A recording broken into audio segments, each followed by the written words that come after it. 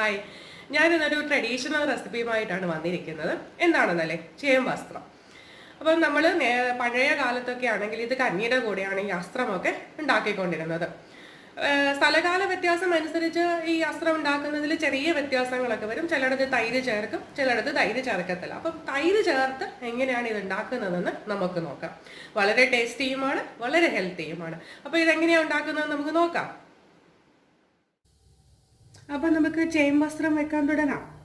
ഈ ചേമ്പസ്ത്രം വെക്കുന്നതിന് ഞാനിവിടെ ചെറിയ ചേമ്പാണ് എടുത്തിട്ടുള്ളത്. ഇങ്ങനത്തെ ചെറിയ ചേമ്പാണ്, വലിയ ചേമ്പല്ല, ചെറിയ ചേമ്പാണ് എടുത്തിട്ടുള്ളത്. വളരെ കുറച്ച് എടുത്തിട്ടുള്ളത്, ഒരു 5 ചേമ്പാണ് ഞാൻ ഇവിടെ എടുത്തിരിക്കുന്നത്. അപ്പോൾ എപ്പോഴും ഇതൊരു മൺചട്ടിയിൽ വെക്കുന്നതാണ് നല്ലത്. അസ്ത്രമൊക്കെ വെക്കുമ്പോൾ മൺചട്ടിയിൽ വെച്ചാൽ കുറച്ചുകൂടി ടേസ്റ്റ് ആയിരിക്കും. നിങ്ങളുടെ കയ്യിലുള്ള പാത്രം അനുസരിച്ച് വെക്കാം. അപ്പം നമുക്ക് ചേമ്പ് വെച്ചു. ഇനി നമുക്ക് ഇത് വേവാൻ ആവശ്യമായി ഞാൻ 1 കപ്പ് വെള്ളം ആദ്യം ഒഴിച്ചു കൊടുക്കുകയാണ്. വെള്ളം പോരെങ്കിൽ നമുക്ക് ഇടയ്ക്ക് വെച്ചിട്ട് കുറച്ച് വെള്ളം കൂടി ഒഴിച്ചു കൊടുക്കാം. പക്ഷെ എപ്പോഴും ഇടയ്ക്ക് വെച്ച് ഒഴിക്കുകയാണെങ്കിൽ ചെറിയ ചൂടുവെള്ളം ഒഴിക്കാൻ ശ്രമിക്കുക.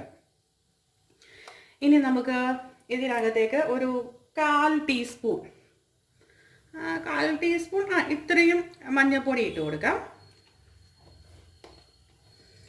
പിന്നെ ഇട്ട് കൊടുക്കുന്നത് ഉപ്പാണ്. ഉപ്പ് ആവശ്യത്തിനാണ് ഇടേണ്ട. ആദ്യം നമുക്ക് കുറച്ചിട്ട് കൊടുക്കാം. ഒരിക്കലും ആദ്യമേ ഒരുപാട് ഉപ്പ് എടുത്തിടരുത്, കാരണം ഉപ്പ് കൂടിക്കഴിഞ്ഞാൽ പിന്നെ നമുക്ക് ഒന്നും ചെയ്യാൻ പറ്റില്ല. അപ്പം ഇപ്പോൾ കുറച്ച് ഉപ്പിടുക, ആ കഷ്ണത്തിലൊക്കെ പിടിക്കാനും മാത്രം. വേണമെങ്കിൽ നമുക്ക് ലാസ്റ്റ് നോക്കിയിട്ട് കുറച്ച് ഉപ്പും കൂടി ഇട്ട് കൊടുക്കാവുന്നതാണ്.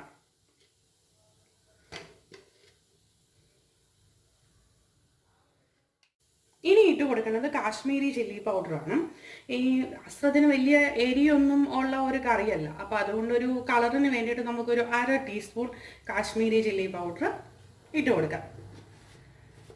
വേണ്ട പച്ചമുളക് കൂടി നമുക്ക് ഈ കറിയിലേക്ക് ഇട്ട് കൊടുക്കാം. ഇനി ഇതൊരു മൂടി വെച്ച് അടച്ചു വെച്ച് വേവിക്കുകയാണ് നമ്മൾ ചെയ്യേണ്ടത്.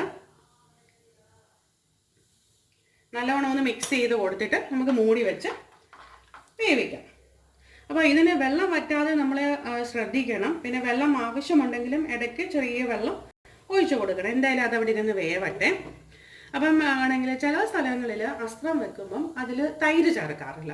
പക്ഷെ ഞാൻ എൻ്റെ സ്ഥലത്ത്, അതായത് എൻ്റെ സ്ഥലം ആലപ്പുഴയാണ്, അപ്പം ഞങ്ങളൊക്കെ വെക്കുമ്പോഴും ഇത് തേങ്ങ അരപ്പ് ചേർത്തിട്ട് ലാസ്റ്റ് ഒരു പുളിക്ക് വേണ്ടിയിട്ട് കുറച്ച് തൈര് ഇതിൽ ചേർക്കും. അപ്പം ഈ രീതിയിലാണ് നമ്മൾ അസ്ത്രം വെക്കുന്നത്. എന്തായാലും ഇത് ഇവിടെ നിന്ന് വേവട്ടെ.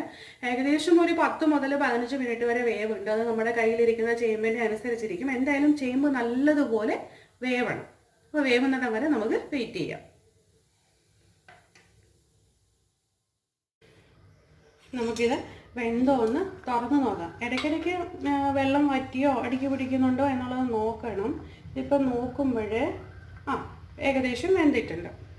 നമുക്കിത് അടച്ചിട്ട് ലോ ഫ്ലെയിമിൽ വെക്കാം. ഇനി നമുക്ക് വേണ്ടത്, ഇതിന് വേണ്ട അരപ്പ് തയ്യാറാക്കുകയാണ് വേണ്ടത്. അതിന് വേണ്ടിയിട്ട് ഞാനൊരു ചെറിയ തേങ്ങയുടെ 1 മുറി തേങ്ങ ഇവിടെ എടുത്തിട്ടുണ്ട്, 1 നുള്ളു ജീരകം എടുത്തിട്ടുണ്ട്, ഒരു 3 ചുവന്നുള്ളി എടുത്തിട്ടുണ്ട്. അപ്പോൾ ഇത് നല്ലപോലെ പേസ്റ്റ് പോലെ ഒന്ന് അരച്ച് കൊണ്ടുവരാം. കാണുന്നുണ്ടല്ലോ.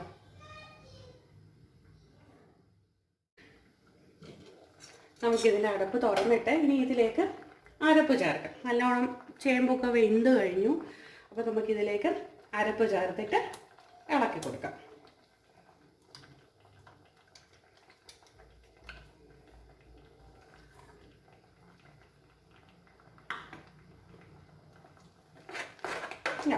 അപ്പോൾ അത് നല്ലോണം ഒന്ന് കുറുകി കറക്റ്റ് കൺസിസ്റ്റൻസി ആയിട്ടുണ്ട്.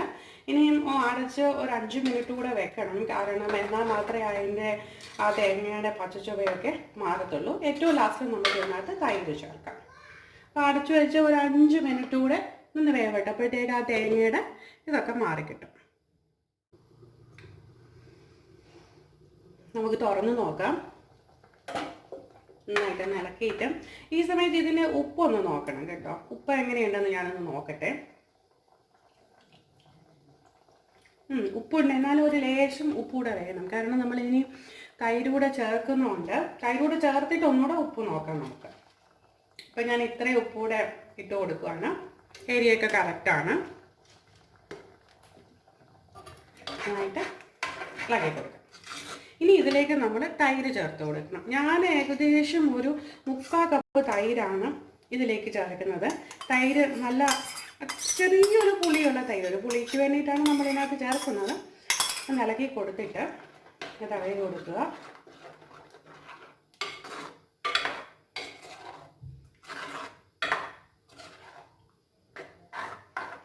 കറക്റ്റ് കുറുകി നല്ല തിക്കായിട്ടുള്ളൊരു ചാറാണ് ഇതിന് കിട്ടിയിരിക്കുന്നത്. ഇത് ചേമ്പാസ്ത്രത്തിൻ്റെ ഒരു ഇത് എന്താണെന്ന് വെച്ചാൽ ഇരിക്കുന്തോറും അത് കുറുകും. പാത്രം കഴുകിയുള്ള അത്രയും തൈരും കൂടി ഞാൻ അതിലേക്ക് ഒഴിച്ചിട്ടുണ്ട്. ഇനി നമുക്ക് ഒന്നുകൂടി ഇതിൻ്റെ ഉപ്പൊക്കെ കറക്റ്റാണോ, എല്ലാം കറക്റ്റാണോ എന്ന് നോക്കാം. ഉപ്പൊക്കെ കറക്റ്റാണ്, എല്ലാം കറക്റ്റായിട്ടുണ്ട്.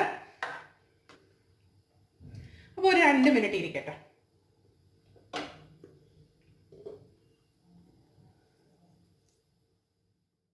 ഇനി ഇതിന് ലാസ്റ്റായിട്ടൊരു പ്രൊസീജിയറും കൂടി ഉണ്ട്. എന്താണെന്ന് വെച്ചാൽ നമുക്കിതൊന്ന് താളിക്കണം. കറിയിലോട്ട് ഈ താളിച്ച് നമുക്ക് ഒഴിക്കാം, മുകളിലോട്ട് ഒഴിക്കുക. എന്നിട്ട് ഇത് നമുക്കൊരു 5 മിനിറ്റ് അടച്ചു വെക്കണം. അടച്ചു വെച്ച ശേഷം മാത്രമേ നമ്മളിത് ഇറക്കാൻ പാടുള്ളൂ.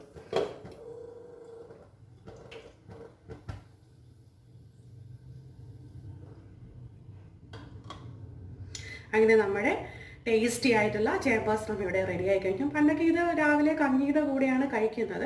അപ്പം വളരെ ടേസ്റ്റിയാണ്. എല്ലാവരും വീട്ടിലിത് ഉണ്ടാക്കി നോക്കണം. ഉണ്ടാക്കി നോക്കിയിട്ട് കമൻറ്റ് അറിയിക്കാൻ മറക്കരുത്.